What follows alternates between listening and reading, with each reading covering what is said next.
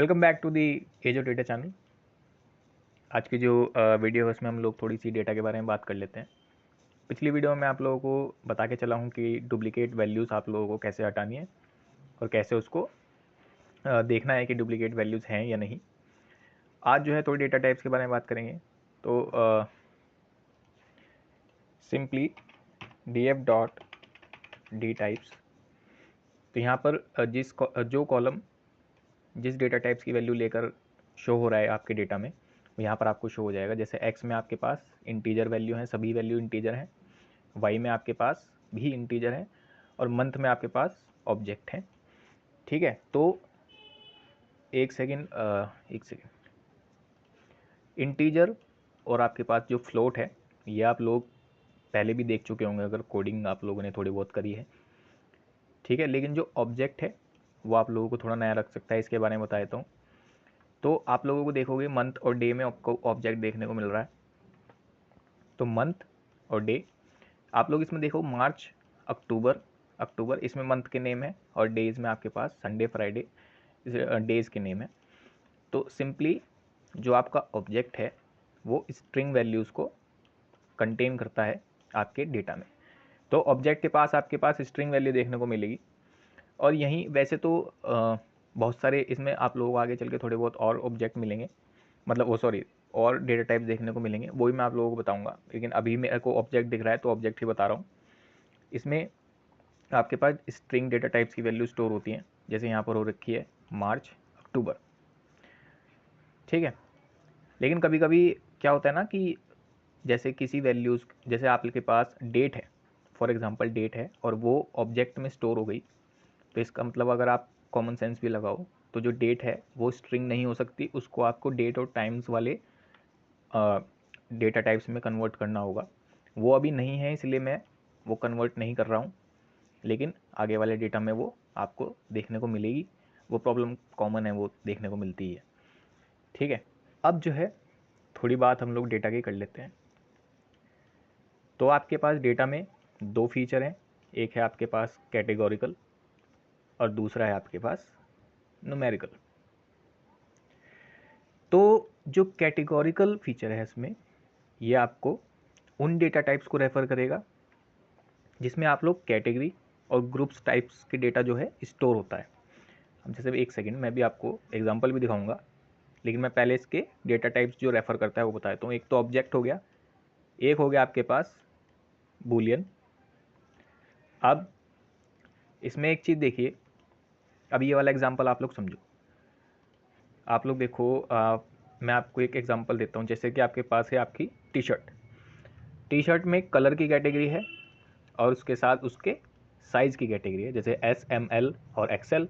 और कलर है हमारे पास रेड ब्लू ग्रीन और दोबारा से रेड, मतलब रिपीट हो गया, उसको इग्नोर मारो।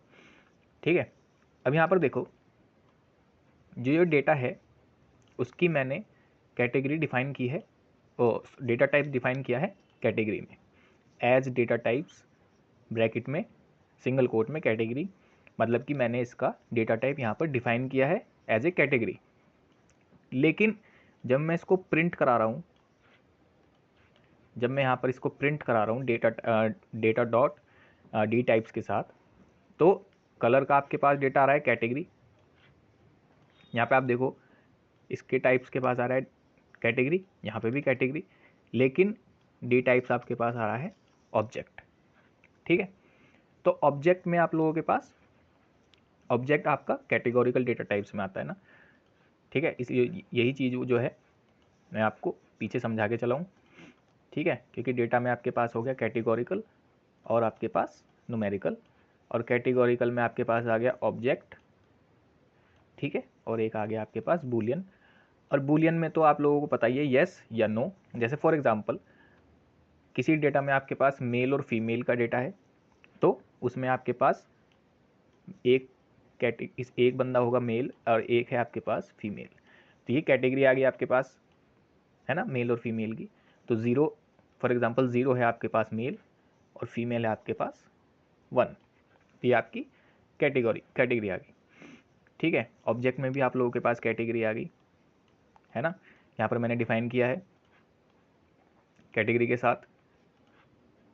क्योंकि मैंने डिफाइन कर दिया कैटेगरी, ठीक है। तो कलर कैटेगरी डेटा टाइप्स में आ गया, साइज आपके पास कैटेगरी में आ गया, और इसका जो डी टाइप्स आया है वो आया आपके पास ऑब्जेक्ट। तो ऑब्जेक्ट आपका कैटेगोरिकल डेटा टाइप्स में यहाँ पर आपके पास शो होता है, ठीक है। अब आ जाओ न्यूमेरिकल में।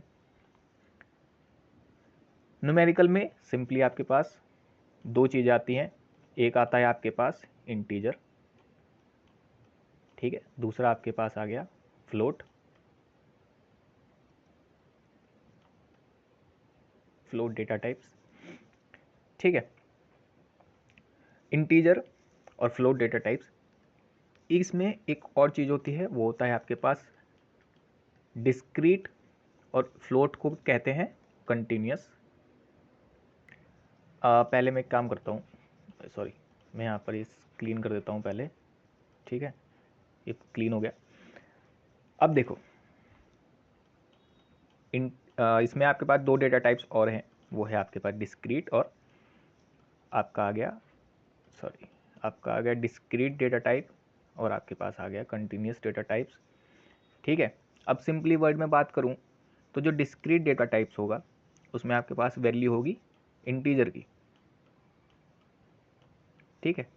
मतलब डिस्क्रीट इसमें आपके पास इंटीजर टाइप की वैल्यू होंगी, जैसे कि 1 2 3। On the other hand continuous data types में आपके पास किस टाइप की वैल्यू होंगी, फ्लोट, है ना, आपके पास होगी फ्लोट। और फ्लोट में आप लोग जानते हैं आपके पास पॉइंट्स के साथ जो वैल्यू होती है वो आपको देखने को मिलती है, जैसे 11.2, 13.2, 12.2 और एंड सो ऑन। तो इन दोनों में लेमन के अकॉर्डिंग, लेमन डेफिनेशन में आप लोग देखने को मिलेगा, लेमन में एक डेफिनेशन है जो मेरे ख्याल से शायद पूछी जा सकती है अगर पूछता है कोई तो। लेमन डेफिनेशन के अकॉर्डिंग कंटिन्यूस डेटा टाइप्स, ये वाला डेटा टाइप जो है ये वैल्यू कंटेन करता है रेंज, ठीक है, रेंज टाइप की वैल्यू। जैसे कि फॉर एग्जांपल मेरे पास एप्पल का प्राइस 11 से लेकर 12 के बीच में है, तो इसके बीच में बहुत सारी वैल्यू हैं, जैसे 11.2, 11.3, तो इस टाइप की फ्लोटिंग वैल्यूज़ को कंटेन करता है। जबकि आपका जो डिस्क्रीट डेटा टाइप है वो इंटीजर वैल्यू को या फिर होल वैल्यू को कंटेन करता है, जैसे कि 1 2 3 एंड सो ऑन, ठीक है, लेमन के अकॉर्डिंग। तो ये दो और डेटा टाइप्स हो गए, इसमें बहुत और से डेटा टाइप्स भी हैं, लेकिन अभी मैंने डिस्क्रीट और कंटिन्यूस की बात की है ताकि ये डेटा टाइप्स आप लोगों को समझ में आ जाए। अब आप लोग एक काम करो, आप लोग ये वाला एग्जांपल देखो, ठीक है, डिस्क्रीट डेटा टाइप्स और आपके पास कंटिन्यूस डेटा टाइप्स के लिए। तो यहाँ पर 5 चीज़ें हैं, ठीक है। अटेंडेंस रेट हो गया, प्रेफर्ड सब्जेक्ट हो गया, एग्ज़ाम स्कोर, हाइट हो गई आपकी, स्टूडेंट आईडी, ठीक है। अभी इसकी कोडिंग जो है थोड़ी सी हटाना, यहाँ पर देखो मैंने कैटेगरी डिफाइन कर दी प्रेफर्ड सब्जेक्ट के लिए क्योंकि कैटेगोरिकल डेटा है, ठीक है। यहाँ पर एज ए कैटेगरी ले लिया इसको, और यहाँ पर क्या प्रिंट कराया है, एवरेज हाइट मैंने प्रिंट कराई है, उसका मैंने टोटल मीन प्रिंट कराया है, और यहीं पे प्रिंट कराया है total exam score, total exam score का मैंने सम जो है वो आपको प्रिंट कराया है, ठीक है। तो अब इसमें से अब आप देखो यहाँ पर आपको देखने को मिलेगा कंटिन्यूस डेटा। कंटिन्यूस डेटा जो होता है उसमें आप लोगों को फ्लोटिंग पॉइंट देखने को मिलेंगे, मतलब कि फ्लोटिंग डेटा टाइप्स देखने को मिलेगा, और यहीं पर जो आपका सम आया है एग्ज़ाम टोटल का वो आया है आपका डिस्क्रीट डेटा, मतलब कि इंटीजर वैल्यू। यहीं पे आप लोग यहाँ पर नज़र मारो, जो आउटपुट आया है मेरा ये वाला आउटपुट जो है इस पर नज़र मारो, इससे ऊपर वाले पे नज़र मारो, इस वाले पे। यहाँ पर स्टूडेंट आईडी आपके पास integer, height centimetre float, exam score integer, preferred object or preferred subject आपके पास आया ऑब्जेक्ट, ऑब्जेक्ट आ गया आपके कैटेगोरिकल में, और अटेंडेंस रेट भी आपके पास आया है फ्लोटिंग।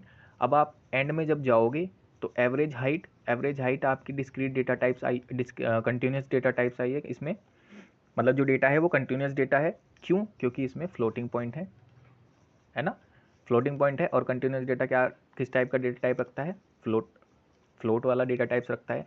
वहीं आप लोग जब एग्ज़ाम का पूरा सम निकाला है आपने, वो आपके पास टोटल आया है आपके पास इंटीजर में, इसका मतलब डिस्क्रीट टाइप का डेटा।